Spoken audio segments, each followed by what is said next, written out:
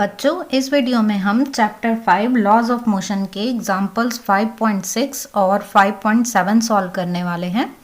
पहले देख लेते हैं हम एग्जाम्पल 5.6।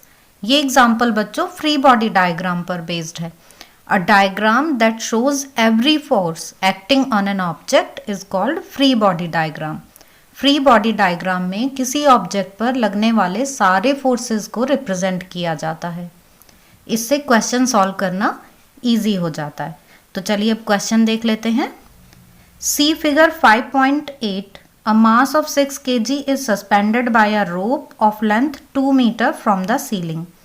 हम डायग्राम में देख सकते हैं कि एक 2 मीटर लेंथ की रोप है जो सीलिंग से अटैच्ड है और उस पर 6 kg का मास सस्पेंड किया गया है। मीन्स उस पर 60 न्यूटन का फोर्स लगा रहा है ये 6 kg का मास।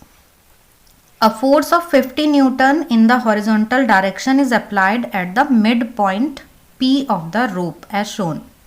डायग्राम में ये भी हमें शो किया हुआ है कि P पॉइंट पर एक 50 न्यूटन का फोर्स हॉरिजॉन्टल डायरेक्शन में अप्लाई किया गया है। What is the angle the rope makes with the vertical in equilibrium? जब ये सिस्टम इक्विलिब्रियम में है तो उस टाइम पर ये रोप इस वर्टिकल के साथ कितना एंगल बनाएगी, इस थीटा की वैल्यू हमें फाइंड करनी है। Neglect the mass of the rope, हमें रोप को मासलेस एज्यूम करना है। तो चलिए अब इसका सॉल्यूशन देख लेते हैं। बच्चों, क्वेश्चन में हमें ये डायग्राम गिवन है, फ्री बॉडी डायग्राम। यहाँ पर पी पॉइंट पर कुछ फोर्स एक्ट कर रहे हैं और यहाँ डब्ल्यू पर कुछ फोर्स वो एक्ट कर रहे हैं।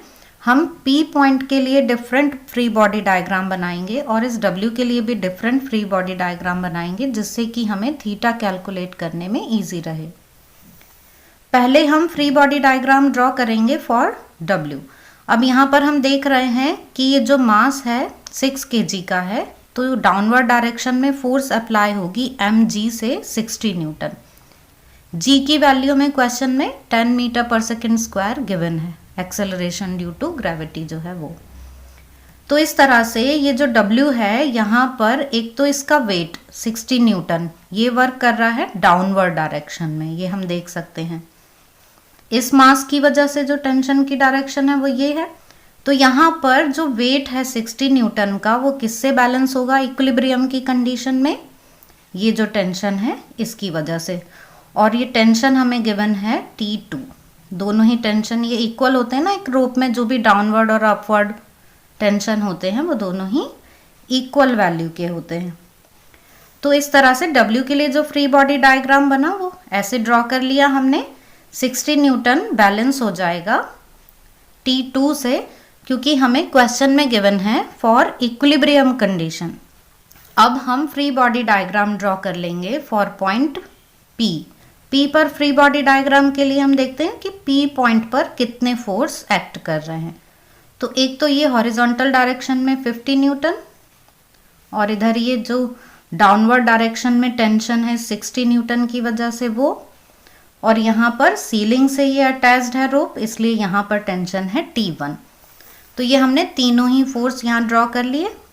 P पर एक ही इधर T1, यहाँ 50 न्यूटन और यहाँ टेंशन T2। अब ये जो T1 है बच्चों, इसके हमने कंपोनेंट्स ले लिए हैं, वर्टिकल कंपोनेंट, हॉरिजॉन्टल कंपोनेंट। जब भी हम इस तरह से क्वेश्चन सॉल्व करते हैं तो उसमें हम वर्टिकल फोर्सेस जो हैं उनको इक्वेट कर देते हैं और हॉरिजॉन्टल फोर्सेस को इक्वेट कर देते हैं। तो वही हम यहाँ पर करेंगे। चलिए अब देख लेते हैं कि हम इसको कैसे सॉल्व करेंगे। Now consider the equilibrium of point P point को हम इक्विलिब्रियम में मान रहे हैं, तो उस कंडीशन में T1 cos theta is balanced bye T2 and T1 sin theta is balanced bye 50 Newton. ये दोनों वर्टिकली अपोजिट हैं, ये दोनों इक्विलिब्रियम की कंडीशन में इक्वल होंगे, इसी तरह से ये भी इक्वल होंगे। तो हमको ऐसे दो इक्वेशन मिल जाती हैं, एक T1 cos theta is equal to 60 newton और दूसरी T1 sin theta is equal to 50 newton. इन दोनों को हम डिवाइड कर देते हैं, T1 sin theta upon T1 cos theta, तो 50 अपॉन 60 आ जाता है और इसकी वैल्यू हमें मिल जाती है 0.833। तो tan theta is equal to 0.833। जब हम tan की वैल्यू टेबल में देखते हैं तो हमें इस वैल्यू के लिए एंगल मिलता है 40 डिग्री। मीन्स जो थीटा की वैल्यू है वो इक्वल टू 40 डिग्री आ जाती है। और हमने ये देखा कि इस थीटा की वैल्यू को कैलकुलेट करने के लिए हमने कहीं पर भी लेंथ ऑफ रोप को यूज़ नहीं किया है। It means theta is independent of length of the rope, अगर जो रोप है वो मासलेस है तो। और यहाँ क्वेश्चन में हमें ये गिवन है कि जो रोप है उसका मास हमें नेग्लेक्ट कर देना है। तो बच्चों आई होप कि आपको ये क्वेश्चन समझ में आ गया होगा। अब हम देख लेते हैं एग्जाम्पल 5.7। बच्चों एग्जाम्पल 5.7 में एक ट्रेन है जो मोशन में है और इस ट्रेन के फ्लोर पर एक बॉक्स रखा हुआ है। हमें ये बताना है कि ट्रेन के किस मैक्सिमम एक्सेलरेशन तक के लिए जो बॉक्स है वो ट्रेन की सरफेस पर फ्लोर पर स्टेशनरी रहेगा, स्लिप नहीं करेगा। सपोज बच्चों ये है फ्लोर ऑफ ट्रेन और ये उस पर बॉक्स रखा हुआ है। अब जिस तरह से ट्रेन मूव कर रही है ऐसे ही ये बॉक्स भी मूव कर रहा है। तो ट्रेन के एक्सेलरेट होने पर एक्सेलरेशन की किसी पर्टिकुलर वैल्यू तक तो ये जो बॉक्स है वो स्लिप नहीं होगा, लेकिन अगर एक्सेलरेशन इंक्रीज होता जा रहा है तो एक लिमिट के बाद ये जो बॉक्स है ये स्लिप कर जाएगा। ये आपने देखा ना कि अगर हम थोड़ा सा एक्सेलरेट कर रहे हैं ट्रेन को तो ये बॉक्स जो है वो रेस्ट में ही है, लेकिन अगर ज़्यादा एक्सेलरेट होता है तो ये बॉक्स जो है वो स्लिप कर जाता है। तो हमें एक्सेलरेशन की वो मैक्सिमम वैल्यू फाइंड करनी है जिसके लिए कि जो बॉक्स है वो स्टेशनरी बना रहेगा, रेस्ट में ही रहेगा फ्लोर पर, स्लिप नहीं होगा। तो कंडीशन क्या है उसके लिए कि ट्रेन पर लगने वाला फोर्स जब तक ये जो इन दोनों के बीच में फ्रिक्शन फोर्स लग रहा है उसके बराबर रहेगा या फिर उससे कम रहेगा तो ये बॉक्स स्लिप नहीं होगा। पर जब ये फोर्स इंक्रीज हो जाएगा, ट्रेन पे लगने वाला फोर्स जब फ्रिक्शन फोर्स से ज़्यादा हो जाएगा तो ये जो बॉक्स है ये स्लिप हो जाएगा।